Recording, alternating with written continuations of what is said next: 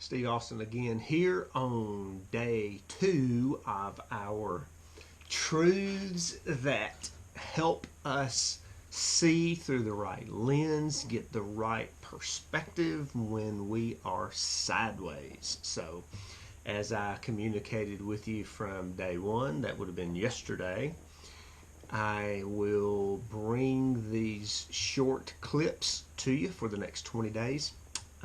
And if God reveals something further, we'll go from there. And if He reveals that we should stop, then we'll stop. But as far as I'm concerned, I think from this point, from this vantage point, I believe our 20 days is a good number for us. So yesterday we talked about the fact that number one truth is, and again we're building upon these from day to day, from as we communicate these truths, one kind of leads into the next, to the next, to the next. So from yesterday, God has us right here, right now within this situation. We talked about that yesterday. So the second one I want to add to that, and we mentioned it yesterday, just kind of leading up to what we would discuss today. So the second one is, there is not one single thing in life that has the capacity of touching me, of touching you, of touching us, that God hasn't either sent or allowed.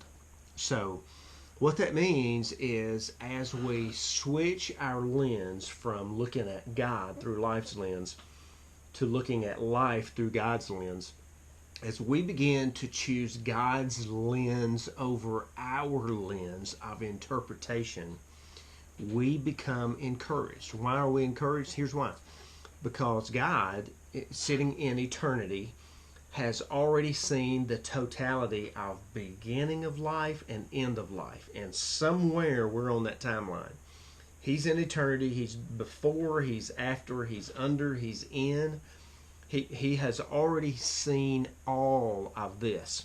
So from His viewpoint, He already knows how, whatever it is that we're going through, and so many times we're in the midst of it and we're looking away around and we're going, oh my goodness, after full evaluation we're thinking, oh my goodness, this cannot be working for me, right?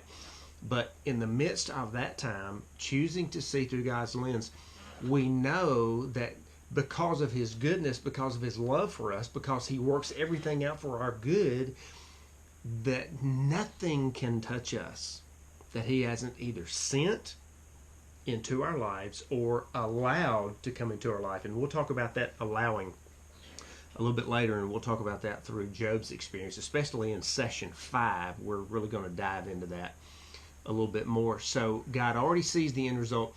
He already knows how this event, wherever we are, whatever this situation is, coronavirus for today, our specific circumstances for every day, and everyone's circumstances are a little bit different. He already knows how this is working for us. We actually need, listen, watch this, we need what we are going through in order for us to fully understand what it is that God is attempting to teach us. And in the midst of this process, if we can engage with that thought, we will finally come to understand that we don't have the capacity of learning, fully understanding the totality of what God is attempting to teach us and prepare us for later in life if we don't go through what we're going through now. So therefore, there is not one single thing that can touch me that God hasn't either sent or allowed to come into my life. That's huge. For we know that in all things, in the Greek that means there ain't nothing that it don't cover. For in all things God works together, all those things together, for the good of those who love Him, who are called according to His purpose. Guess what? That's us. See you tomorrow.